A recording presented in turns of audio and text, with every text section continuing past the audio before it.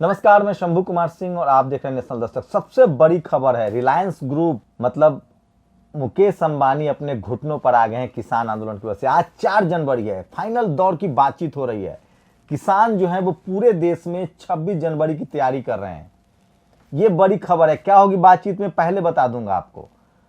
24 से ज्यादा लोगों की मौत हो जाती है यूपी के गाजियाबाद में शमशान घाट में। उसमें ज्यादातर मरने वाले दलित पिछड़े हैं, दलित समाज के लोग हैं। अंत्येष्टि में गए थे, इसके लिए कौन जिम्मेदार होगा? सरकारी शमशान घाट बना था, मोदी जी कहते थे हम शमशान घाट बनाएंगे।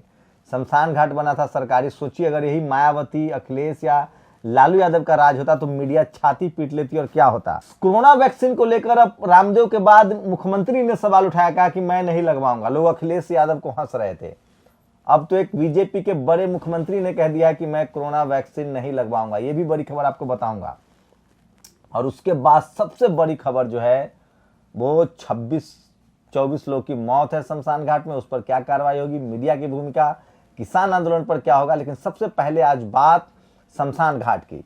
मोदी जी ने शमशान घाट का ऐलान किया था। सोचिए गाजियाबाद, दिल्ली एनसीआर की जगह है, दिल्ली से सटा हुआ इलाका है। गाजियाबाद के मुरादनगर में अंतिम संस्कार को गए थे लोग और 24 लोग के सर पर छत गिर गई शमशान घाट की।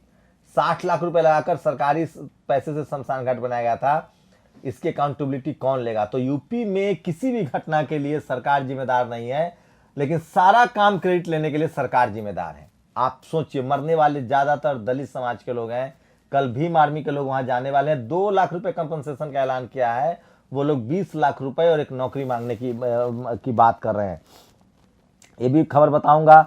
और ये बड़ी खबर थी जो मैं आपसे शेयर कर रहा था, लेकिन मैं बार बार कह रहा हूं कि ये तमाम वो खबरें हैं जो सोशल मीडिया पर वायरल है। कुछ लोगों ने इसको लेकर अपनी प्रतिक्रिया भी दी है। मैं चाहता हूं कि वो प्रतिक्रिया आपको सुनाऊं, क्योंकि ये वो सवाल है जो इस देश की मीडिया, टेलीविजन, अखबार को पूछना चाहिए था, लेकिन वो सारे सवाल सोशल मीडिया पर पूछे जा रहे हैं। इसलिए मैं बार बार कहता हूं कि सोशल मीडिया ही बहुजन मीडिया है। तो कुछ बड़े सवाल, बुरी तरह बर्बाद कर देंगे या अंग्रेजों की नाजायज औलाद हमारे देश को। ये देखिए, ये बड़ी खबर आपको दिखा रहा हूं मैं आपको किस तरह से ये ट्वीट आया है। ये देखिए, ये 40 मौत के बाद भी जिस मोदी सरकार का अहंकार नहीं टूटा, वो ये किसानों के मौत पर है। कुछ और ट्वीट्स में पढ़ा रहा हूं। ये देखिए,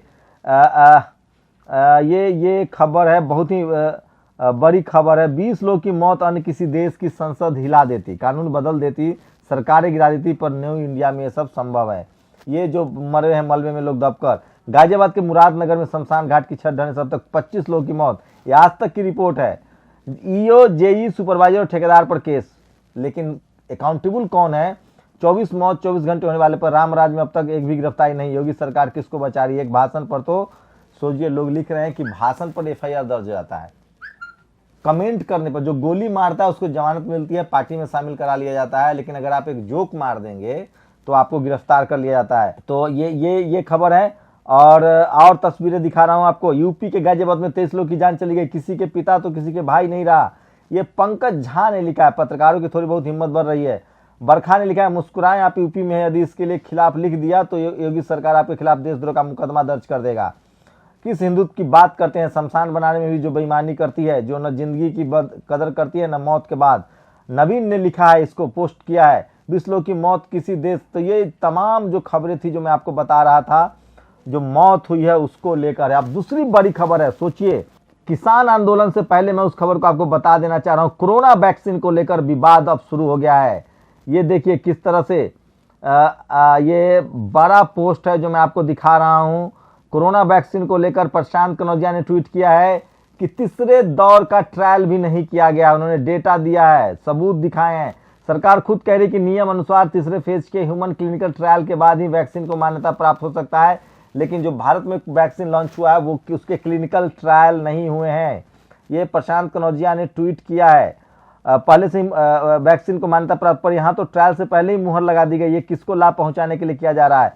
वहीं शिवराज सिंह चौहान जो कि मुख्यमंत्री, उन्होंने कह दिया कि मैं कोरोना की वैक्सीन नहीं लूंगा, पहले लोगों को लेने दीजिए। रामदेव ने कह दिया था, अखिलेश यादव ने यही कहा था कि ये वैक्सीन जो है ये बीजेपी की वैक्सीन है, लोग भरोसा नहीं कर रहे हैं। तो क्या सिर्फ वाहवाही के लिए, डैमेज कंट्रोल के लिए, चूंकि पूरी दुनिया में वैक्सीन आ गई है, भारत में भी जल्दबाजी में वैक्सीन किया जा रहा है और लोग वैक्सीन को लेकर सवाल उठा रहे हैं।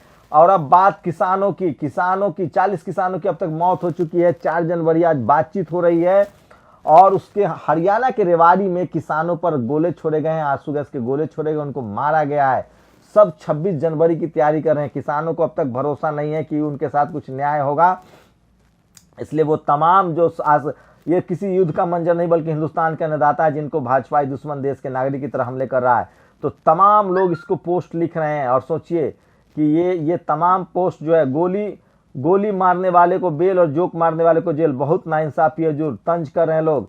और ये देखिए वैक्सीन पर, if Bharat Biotech vaccine is no good I want to see it even apply to for foreign drug regulator approval. एक अनु भुइयां ने सवाल उठाया है कि अगर ये सही है तो इसको फॉरेन ड्रग रेगुलेटर के यहाँ भेजा जाना चाहिए, तो उसको लेकर भी सवाल है। 40 मौत के बाद भी जिस मोदी सरकार का अहंकार नहीं टूटा, वो किसानों को दिल्ली आने से रोकने के लिए कहा। हरियाणा में किसानों को लगातार रोका जा रहा है। तो ये बड़ी खबर थी। और अब जो उससे भी बड़ी खबर है, मुकेश अंबानी ने कह दिया है कि किसान आंदोलन से उनका कुछ भी लेना देना नहीं है, जबकि सबसे ज्यादा टारगेट पर है। लोगों ने जियो पोर्ट कराना शुरू कर दिया, उनके मॉल का बहिष्कार करना शुरू कर दिया है। सोचिए अब हो सकता है कि सरकार सख्ते में आ जाए। अंबानी जो है जितने सबसे ताकतवर बिजनेसमैन इस देश के, वो अब सख्ते में आ गए। कॉर्पोरेट फार्मिंग और कॉन्ट्रैक्ट फार्मिंग पर रिलायंस की सफाई, इससे हमारा कोई लेना देना नहीं है। तो अंबानी ने हाथ खींच लिया। देखिए आज 4 जनवरी आज की बातचीत है। देखिए आज कुछ बड़े फैसले हो सकते हैं, आपको समझना पड़ेगा। और कि कांग्रेस के सचिन पायलट पर फिल्म मेकर अशोक पंडित का तो कांग्रेस के लोग जो है वो धीरे धीरे इसके में आ रहे हैं। और सबसे मैं खैर खाने पीने का कोई विरोधी नहीं हूं, लेकिन सोचिए जो बीजेपी और जो इस देश के वो लोग जो मनुवादी, जातिवादी, ब्राह्मणवादी हैं, जो हिंदू मुस्लिम शादी का विरोध करते हैं, खाने का विरोध करते हैं, बीफ बैन पर जेल कर देते हैं, लिंचिंग कर देते हैं।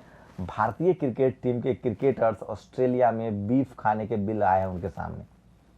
मैं बिल्कुल इस खबर में मेरा कोई इंटरेस्ट नहीं है। सबको आज़ादी है, कोई क्या खाए, क्या पहने, किसके साथ रहे, किसके साथ जाए, लेकिन वो लोग जवाब देंगे जो अपने आप को धर्म का रक्षक बताते हैं। मैं फिर कह रहा हूँ, इस तरह के संकीर्ण मानसिकता से निकलिए। इस देश को मजबूत बनाना है तो सबके फंडामेंटल राइट्स को सुरक्षित रखना पड़ेगा। सबको लगना चाहिए कि मुझे न्याय मिल रहा है, सबको बराबर कहा का अधिकार हो, तभी देश बेहतर होगा। तो लोग सोशल मीडिया पर लिख रहे हैं कि ब्राह्मण भी बीफ खाता है। आप सोच सकते हैं, ये मैं नहीं कह रहा हूँ, ये क्रिकेटर्स की वीडियो आई है। तो ये अब तक की बड़ी खबर थी। आज शाम तक आपको पता चल जाएगा किसान आंदोलन पर क्या होने वाला है। आप लोग अपनी प्रतिक्रिया दीजिए। इन तमाम खबरों पर आपकी क्या प्रतिक्रिया है। ये वो खबरें हैं जो मीडिया अखबार आपको नहीं दिखाएगा, कोई सवाल नहीं पूछेगा। इसलिए मैं बार बार कहता हूँ कि सोशल मीडिया ही बहुजन मीडिया है, सोशल मीडिया ही सच्चा मीडिया है। शुक्रिया। नेशनल दस्तक की आपसे गुजारिश है कि अगर इसको बचाना चाहते हैं तो नेशनल दस्तक को सब्सक्राइब करने के लिए रेड कलर के सब्सक्राइब बटन को दबाएं।